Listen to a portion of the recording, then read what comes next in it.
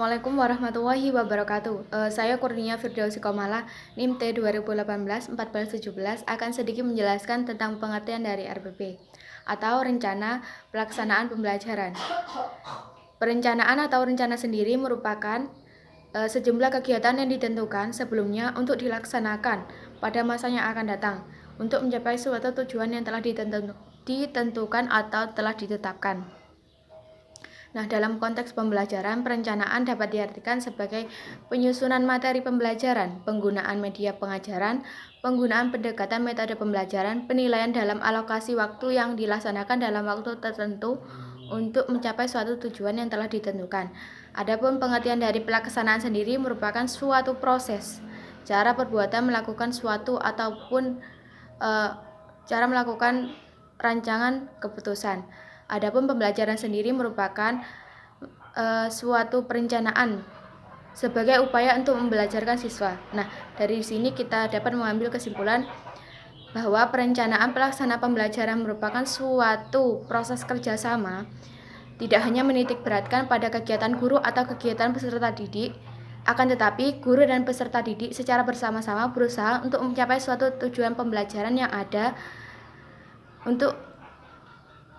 dengan memanfaatkan segala potensi dan sumber belajar yang ada. Sekian dari saya. Wassalamualaikum warahmatullahi wabarakatuh.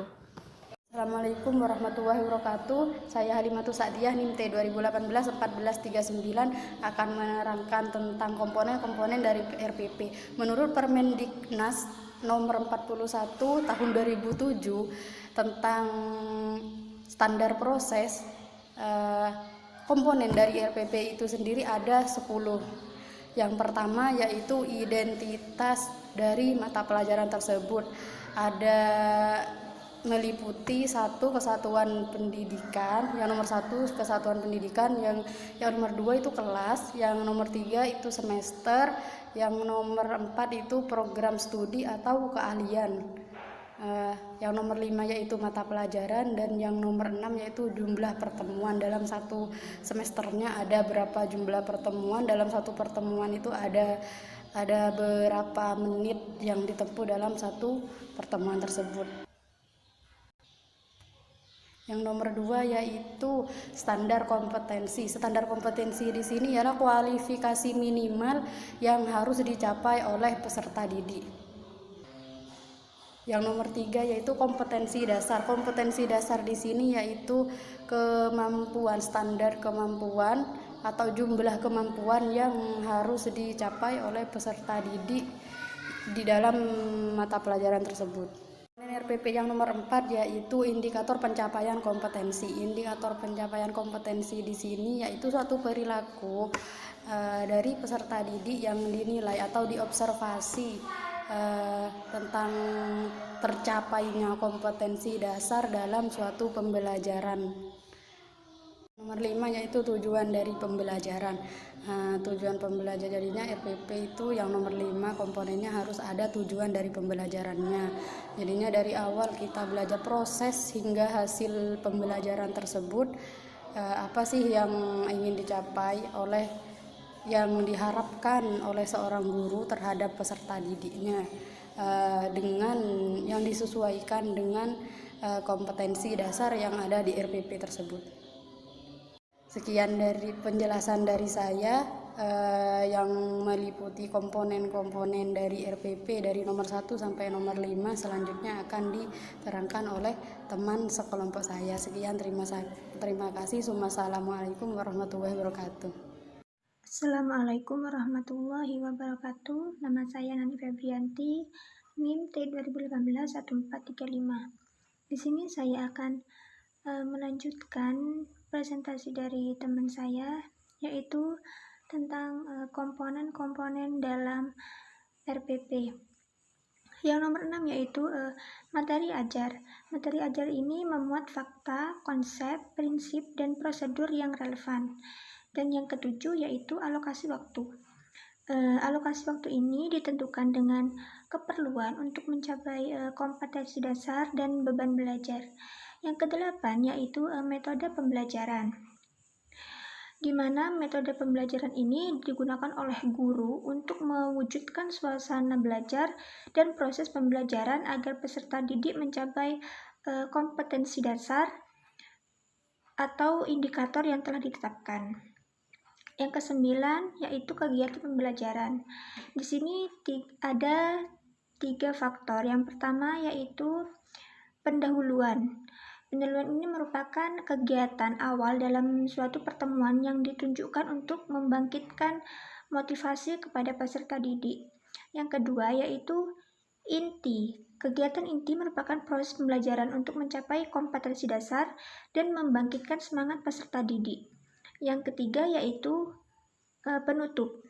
Penutup ini merupakan kegiatan yang dilakukan untuk mengakhiri aktivitas pembelajaran yang dapat dilakukan dalam bentuk rangkuman atau memberikan kesimpulan terhadap peserta didik tersebut.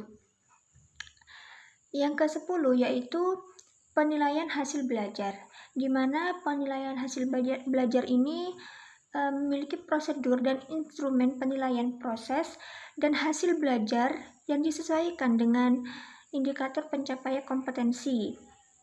Dan yang terakhir yaitu sumber belajar, di mana sumber belajar ini merupakan penentuan sumber belajar yang didasarkan pada standar kompetensi dan kompetensi dasar.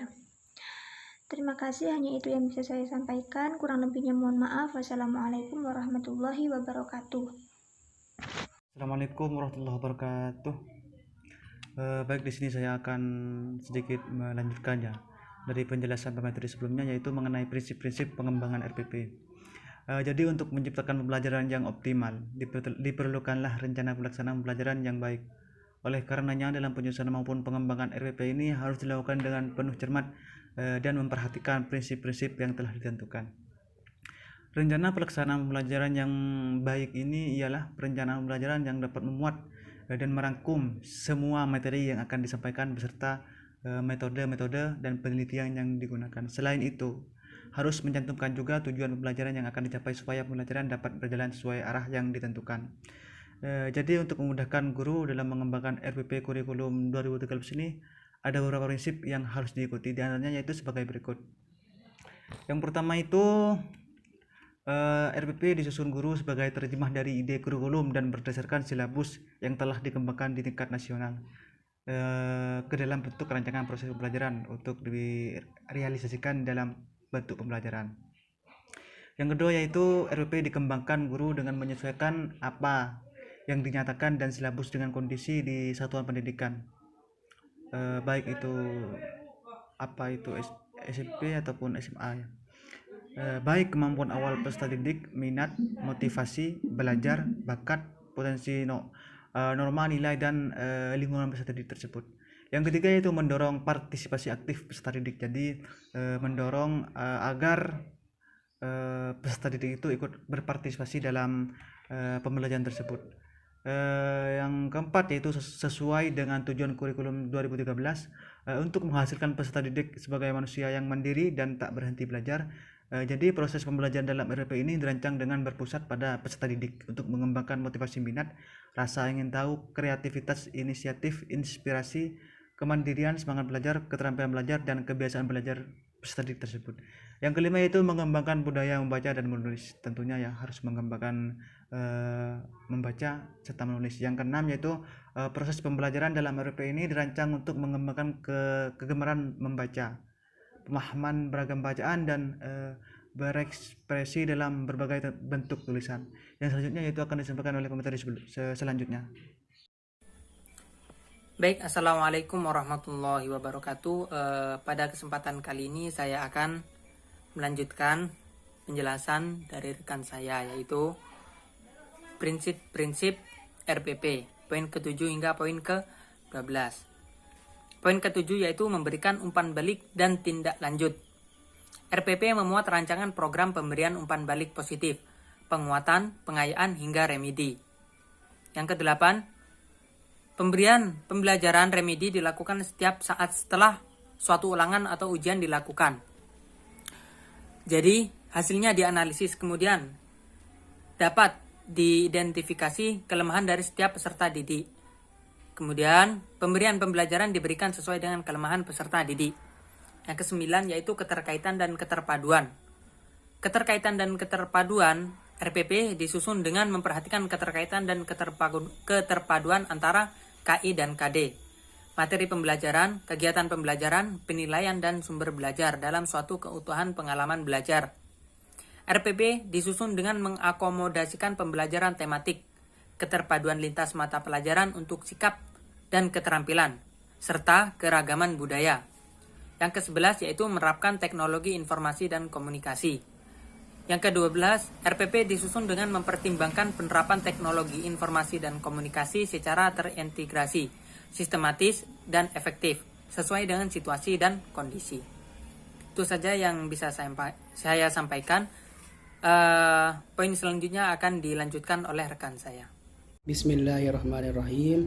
Assalamualaikum warahmatullahi wabarakatuh. Saya Muhammad Mustafa Hilmi Thayyib, NIM T2018-1421, sedikit menerangkan langkah-langkah penyusunan rencana pelaksanaan pembelajaran atau RPP. A. Mencantumkan identitas yang meliputi nama sekolah, nama mata pelajaran, kelas atau semester. Standar kompetensi dikutip dari silabus yang telah disusun. Kompetensi dasar dikutip dari silabus, begitu pula indikator. Indikator dijabarkan dari kompetensi dasar. B. Rencana pelaksanaan pembelajaran disusun sebagai skenario untuk mencapai 1. Kompetensi dasar. 1. Mencantumkan indikator. Indikator dijabarkan sendiri oleh guru dari kompetensi dasar. Setiap indikator terdiri dari 2 bagian, yaitu tingkah laku dan referen atau isi pelajarannya. 2. Mencantumkan tujuan pembelajaran. Tujuan pembelajaran berisi penguasaan kompetensi yang operasional yang ditargetkan atau dicapai dalam rencana pelaksanaan pembelajaran. Tujuan pembelajaran dirumuskan dalam bentuk pernyataan yang operasional dari kompetensi dasar. 3. Mencantumkan materi pelajaran. Materi pelajaran adalah materi yang digunakan untuk mencapai tujuan pembelajaran. Materi pelajaran dikembangkan dengan mengacu pada materi pokok yang ada dalam silabus. 4. Mencantumkan metode pembelajaran. Tujuan pembelajaran berisi penguasaan kompetensi yang operasional yang ditargetkan atau dicapai dalam rencana pelaksanaan pembelajaran. Tujuan pembelajaran dirumuskan dalam bentuk pernyataan yang operasional dari kompetensi dasar. Tujuan pembelajaran dapat terdiri atas sebuah atau beberapa tujuan. Mungkin hanya itu yang dapat saya jelaskan, kurang lebihnya mohon maaf. Wassalamualaikum warahmatullahi wabarakatuh. Bismillahirrahmanirrahim. Assalamualaikum warahmatullahi wabarakatuh. Nama saya Misriani, NIM T2018-1424. Di sini sebelumnya saya akan melanjutkan pemateri sebelumnya, yaitu langkah-langkah membuat RPP. Yang kelima yaitu mencantumkan materi pembelajaran. Mencantumkan materi pembelajaran ini sangat penting karena untuk digunakan sebagai tujuan pencapaian dalam pembelajaran. Dan materi ini harus dicantumkan sesuai dengan RPP atau silabus. Dan yang keenam yaitu mencantumkan langkah-langkah kegiatan pembelajaran. Jadi langkah-langkah apa yang harus diterapkan dalam pembelajaran tersebut harus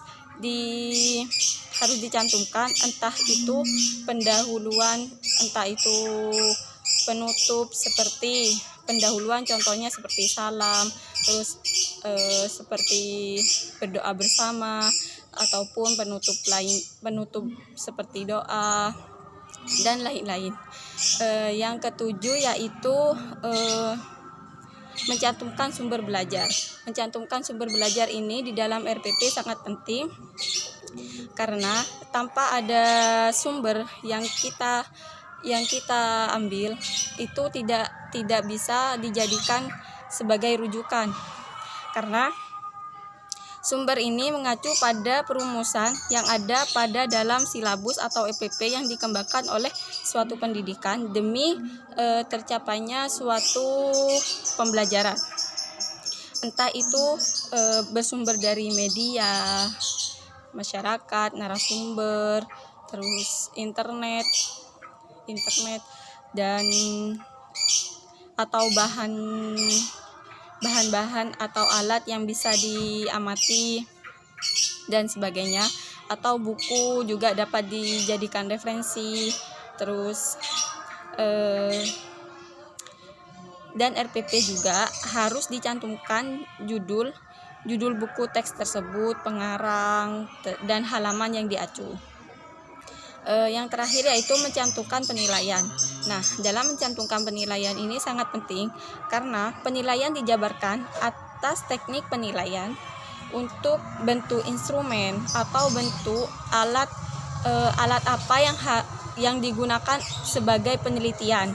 Contoh, entah itu menggunakan media gerakan seperti peraga, seperti tubuh, entah itu menggunakan alat seperti PPT.